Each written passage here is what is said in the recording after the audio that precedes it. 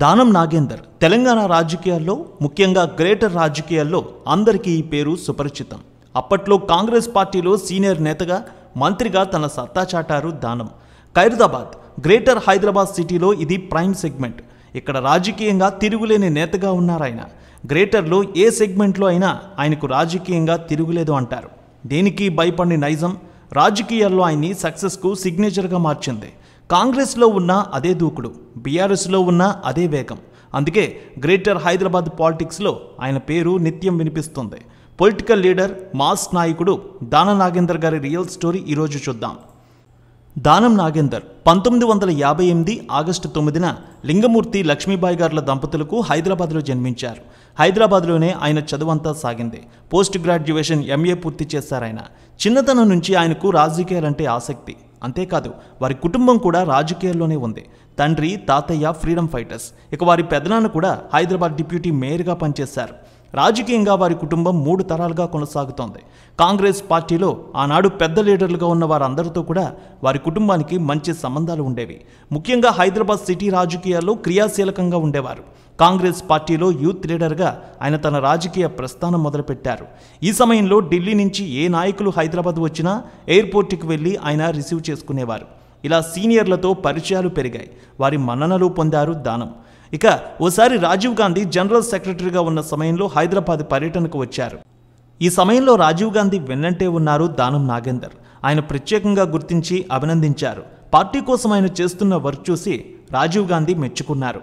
ఖైరదాబాద్లో Congress senior నాయకుడు PJRతో చాలా సన్నిహితంగా ఉండేవారు దానం నాగేందర్. యూత్ కాంగ్రెస్లో యాక్టివ్గా తిరిగేవారు. ఇంతలా పార్టీ కోసం కష్టపడుతున్న ఆయన 1989 ఎన్నికల్లో ఎమ్మెల్యే టికెట్ కోసం ఆశించారు. అయితే ఆయనకు టికెట్ రాదు అని తెలిసింది. ఎలాగైనా ఈ ఎన్నికల్లో పోటీ చేయాలని ఢిల్లీ వెళ్ళి రాజీవ్ గాంధీని కలిశారు.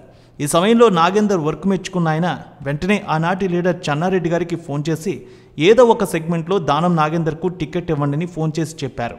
ఈ సమయంలో కాంగ్రెస్ లీడర్స్ ఆయనకు టికెట్ ఇచ్చారు. ఆసిఫ్ నగర్లో అక్కడ ముస్లిం ఓటర్లు 75% ఉంటారు. అయితే నాగేందర్కు అందరి నుంచి మద్దతు ఉంది. అందరితో కలిసి ఉండే నాయకుడిగా పేరు సంపాదించుకున్నారు.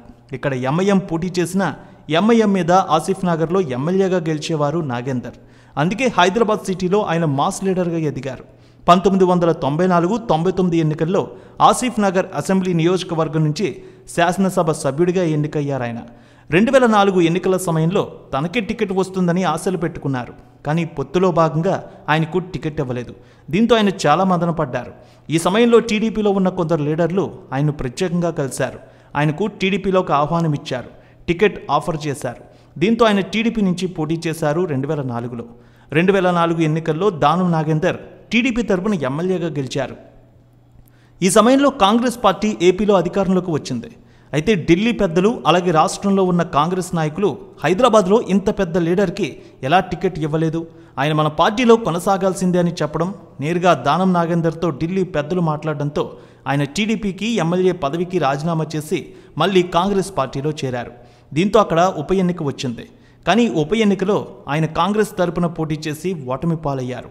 అయితే దీనికి అనేక కారణాలు ఉన్నాయంటారు దానం నాగేందర్.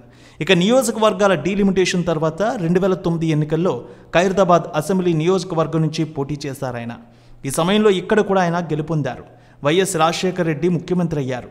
ఆయన మంత్రివర్గంలో ఆరోగ్య శాఖ మంత్రిగా ఆయన పనిచేశారు. ముఖ్యమంత్రి అయిన కొద్ది నెలలకే వైఎస్ రాజశేఖర రెడ్డి మరణించారు. తర్వాత రోసయ్య ముఖ్యమంత్రి అయ్యారు. ఈ సమయంలో కూడా ఆయన ఆరోగ్య శాఖ మంత్రిగా పనిచేశారు. ఇక తెలంగాణ ప్రత్యేక రాష్ట్రంగా ఏర్పడింది. ఆ తర్వాత జరిగిన ఎన్నికల్లో కాంగ్రెస్ పార్టీ తరపున ఖైరదాబాద్ శాసనసభ నియోజకవర్గం నుంచి పోటీ చేశారు. కానీ ఈ ఎన్నికల్లో సమీప భారతీయ జనతా పార్టీ అభ్యర్థి చింతల రామచంద్రారెడ్డి గెలుపొందారు. అయినా కొంతకాలం కాంగ్రెస్ పార్టీలోనే కొనసాగారు.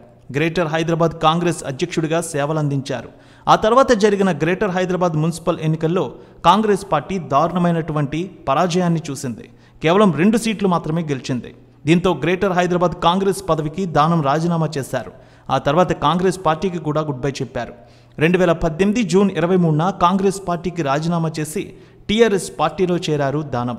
2018లో జరిగిన తెలంగాణ ముందస్తు ఎన్నికల్లో తెలంగాణ రాష్ట్ర సమితి పార్టీ తరపున ఖైరదాబాద్ శాసనసభ నియోజకవర్గం నుంచి పోటీ చేశారు.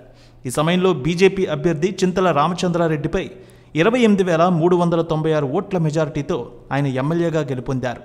కాంగ్రెస్ పార్టీతో తన రాజకీయ జీవితాన్ని ప్రారంభించిన నాగేందర్ తరువాత కాలంలో కాంగ్రెస్ పార్టీలో సీనియర్ నాయకుడిగా ఎదిగారు. 2018 ఎన్నికల సమయం నుంచి కారు పార్టీలో ఆయన కొనసాగుతున్నారు. గ్రేటర్లో కేసీఆర్ టీంలో ఆయన కూడా కీలక నాయకుడిగా ఉన్నారు. 2018లో అసెంబ్లీ ఎన్నికల్లో బీఆర్ఎస్ అభ్యర్థిగా ఖైరదాబాద్ నుంచి విజయం సాధించారు. అప్పుడు ఆయన ప్రత్యర్థిగా ఉన్న దాసోజు శ్రవణ్ కాంగ్రెస్ పార్టీ నుంచి పోటీ చేశారు. తర్వాత జరిగిన రాజకీయ పరిణామాలతో శ్రవణ్ కాంగ్రెస్ పార్టీకి రాజీనామా చేసి బీఆర్ఎస్ పార్టీలో చేరారు. ఇక దానం నాగేందర్ గారి కుటుంబం గురించి చూస్తే ఆయన భార్య పేరు అనిత, వారికి 2 కుమార్తెలు. ఇక ఆయన ఆస్తి సుమారు 41 కోట్ల రూపాయల వరకు ఉంటుందని తెలుస్తోంది. దానం నాగేందర్ ఎంతోమందికి సహాయం చేశారు, ఎన్నో సేవా కార్యక్రమాలు చేశారు. తన దగ్గరికి ఎవరైనా సహాయం అని వస్తే వారికి లేదు కాదు అని సమాధానం చెప్పరు, వారికి ఖచ్చితంగా సహాయం చేస్తారు. అందుకే గ్రేటర్లో ఆయనకు ప్రత్యేక గౌరవం ఉంది. 2023 ఎన్నికల్లో ఖైరదాబాద్ సీటుని బీఆర్ఎస్ పార్టీ దానం నాగేందర్ కేటాయించింది. కాంగ్రెస్ పార్టీ విజయారెడ్డికి టికెట్ ఇచ్చింది. ఈ ఎన్నికల్లో దానం నాగేందర్ 22,010 ఓట్ల మెజారిటీతో గెలిచారు. తెలంగాణలో కాంగ్రెస్ పార్టీ అధికారంలోకి వచ్చింది. బీఆర్ఎస్ ఓటమి పాలైంది. రేవంత్ రెడ్డి ముఖ్యమంత్రి అయ్యారు. చాలామంది బీఆర్ఎస్ నేతలు కూడా కాంగ్రెస్లో చేరేందుకు సిద్ధమయ్యారు. పలువురు మాజీ నేతలు మళ్లీ హస్తంగూటికి చేరుతూ ఉన్నారు. ఇప్పటికే కొందరు సిట్టింగ్ ఎంపీలు, ఎమ్మెల్యేలు కారు దిగిపోతూ ఉన్నారు. కాంగ్రెస్, భారతీయ జనతా పార్టీ కండువాలను కప్పుకుంటున్నారు. సిట్టింగ్ ఎంపీలు రాములు, బీవీ పాటిల్, వెంకటేష్ నేత, పసునూరి దయాకర్, బొంతు రామ్మోహన్, టి రాజయ్య, కంచర్ల చంద్రశేఖర్ రెడ్డి, పట్నం మహేందర్ రెడ్డి, పట్నం సునీత మహేందర్ రెడ్డి, ఇలా చాలామంది నాయకులు బీఆర్ఎస్ పార్టీకి గుడ్ బై చెప్పారు. తాజాగా ఖైరదాబాద్ ఎమ్మెల్యే, మాజీ మంత్రి దానం నాగేందర్, చేవెళ్ల ఎంపీ రంజిత్ రెడ్డి సైతం కాంగ్రెస్ పార్టీలో చేరిపోయారు. ముఖ్యమంత్రి రేవంత్ రెడ్డి, మాజీ మంత్రి షబీర్ అలీ, కాంగ్రెస్ రాష్ట్ర వ్యవహారాల ఇన్ఛార్జ్ దీపాదాస్ మున్షి సమక్షంలో వారు కాంగ్రెస్ పార్టీలో చేరారు. గతంలో దానం నాగేందర్ సుదీర్ఘకాలం పాటు కాంగ్రెస్లో కొనసాగిన విషయం తెలిసిందే. గతంలో ఆసిఫ్ నగర్, తర్వాత ఖైరదాబాద్ నుంచి వరుసగా అసెంబ్లీకి ఎన్నికవుతూ ఉన్నారాయన.